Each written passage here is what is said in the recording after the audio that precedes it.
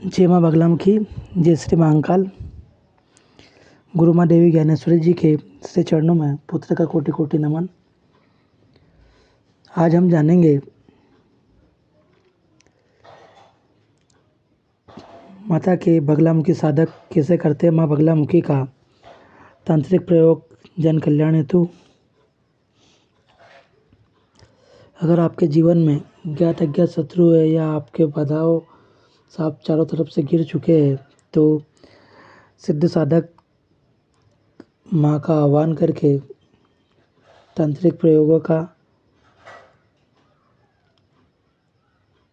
इस्तेमाल करते हैं ताकि आपके जीवन में जो भी समस्या आ रही है उसका निदान हो सके। माँ बगलामुखी 10 महाविद्याओं में 8वीं महाविद्या है। माँ बगलामुखी दुष्टों का संहार करती है, अशुभ समय का निवारण कर नई चेतना का संचार करती है। इनकी साधना अथवा प्रार्थना में श्रद्धा और विश्वास असीम हो तभी माँ की शुभ दृष्टि आप पर होगी। इनकी आराधना करके आप जीवन में जो चाहे जैसा चाहें वैसा कर सकते हैं।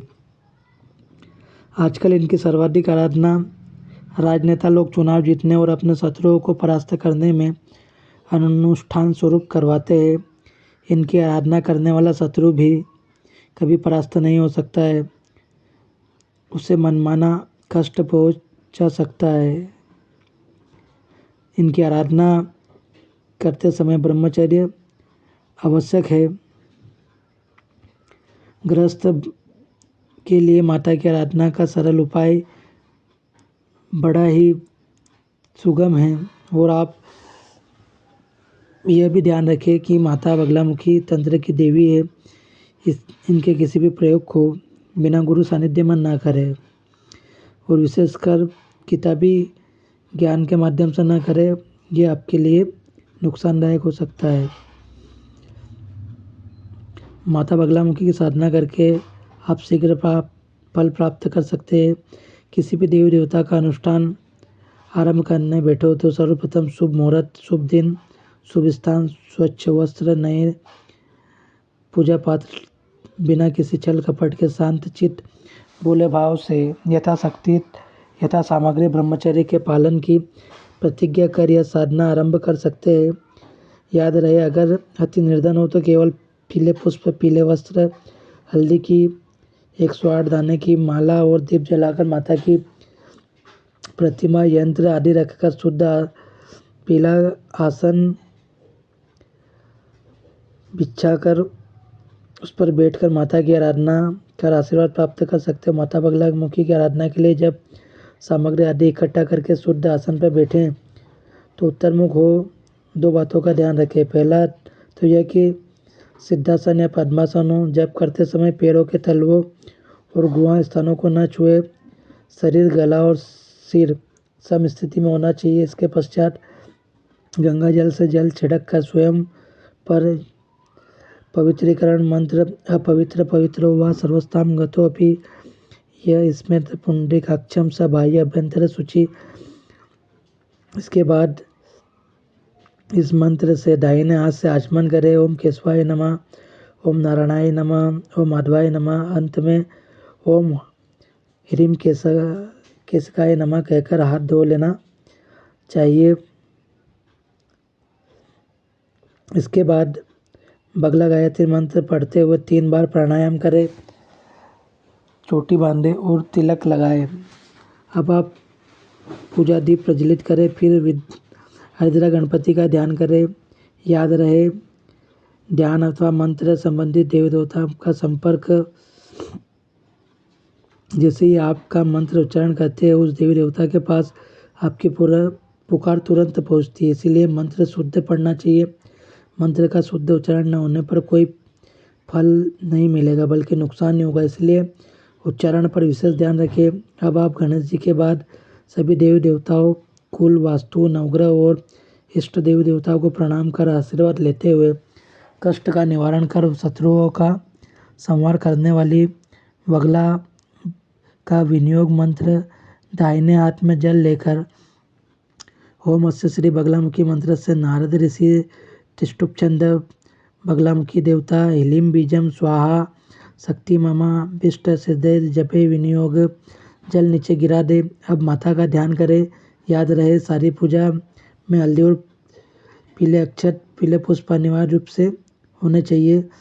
और सबसे महत्वपूर्ण बात, माता की साधना बिना गुरु सानिध्य में ना करें। माता का ध्यान मंत्र है मध्य सुधाब्दे मणिमंडप रत्न वेदाम सिंहासनो परिगताम परिपीतवर्णाम पीताम्बराभरण माल्य विभूषितांगी देवी भजामि दत्त मुग्धर वेरी जीवाम जीवाग्रे मादाय करण देवी वामिन शत्रु परिपीड़न्ति गदाभि ज्ञातेन च दक्षिणेन पीताम्बराढाम द्विभुजामी नमः। अपने हाथों में पीले पुष्प अक्षत लेकर ध्यान का शुद्ध उच्चारण करते हुए माता का ध्यान करें। उसके बाद बगला मुखी मंत्र जो आपको गुरु द्वारा प्रदत्त है 36 अक्षरी, उसका पीली हल्दी की माला से जाप करें। आप चाहे तो षोडश पूजन विधि से भी पूजा कर सकते हैं। आपको कुछ चीज़ों की सावधानियां भी रखना चाहिए।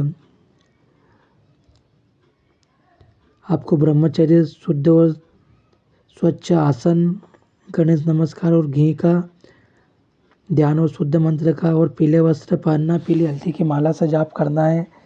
तिल और दूध से माता का हवन करने से श्री की प्राप्ति होती है और दरिद्रता दूर होती है। गूगल और तिल से हवन करने से कारागार से मुक्ति होती है। और अगर वशीकरण करना चाहते हो तो उत्तर की ओर मुख करके धन और पश्चिम की ओर मुख करके हवन करना चाहिए। मधु, शहद, चीनी, दुर्वा, गुरुच और धान के लाभ से हवन करने से समस्त रोग शांत होते हैं। गिद्ध और कोए के पंख को सरसों के तेल में मिलाकर चिता पर हवन करने से शत्रु तबाह हो जाते हैं। भगवान शिव के मंदिर में बैठकर 1.25 लाख जाप फिर दशांश हवन करें तो सारे कार्य सिद्ध हो जाते हैं। मधु, घी, शक्कर और नमक से हवन आकर्षण के लिए प्रयोग कर सकते हैं। हमेशा एक चीज़ का ध्यान रखें, जब भी माता की साधना करें, आप माता का ध्यान करते हुए सबसे पहले प्रार्थना करें कि आपको योग्य गुरु का सानिध्य मिले, क्योंकि जब तक आपके जीवन में योग्य गुरु नहीं मिलेगा आपको सफलता प्राप्त नहीं होगी। आप मानव गुरुओं के पचड़ों में न पड़े। हमारे पास बहुत से मानव गुरु के लिए आते हैं जिनको दीक्षा तो मिल जाती है, लेकिन उनको मंत्र किस प्रकार जाप करना है, हवन किस प्रकार करना है, ये उनको नहीं बताया जाता है। मतलब आप बीच मझधार में फंसे हो। अपना गुरु भी बना लिया है और आपको मार्ग भी नहीं मिल रहा है। गुरु आपको ऐसा बनाना चाहिए जो आपको मंत्र किस प्रकार से जप करना है, मंत्र के क्रम क्या होता है, क्रम दीक्षा से जुड़कर ही आप माँ की बगलामुखी साधना कर सकते हैं। अन्यथा आप सिर्फ और सिर्फ मूर्ख बन रहे बगलामुखी साधना के नाम पर, क्योंकि धर्म का धंधा बना चुके लोग सिर्फ और सिर्फ अपना स्वार्थ देखते हैं।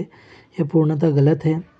माँ की क्रम दीक्षा प्राप्त करें। क्रम दीक्षा के माध्यम से आप जान पाएंगे माँ के दिव्य रहस्यों को, और यह सिर्फ और सिर्फ आपको दिव्य साधक ही बता सकते हैं, मानव गुरु नहीं बता सकते हैं। अगर आप भी माता बगलामुखी की दीक्षा प्राप्त कर अपने जीवन को धन्य करना चाहते हैं तो माँ के श्री चरणों में अर्जी लगाए। जय माँ बगलामुखी, जय श्री महाकाल।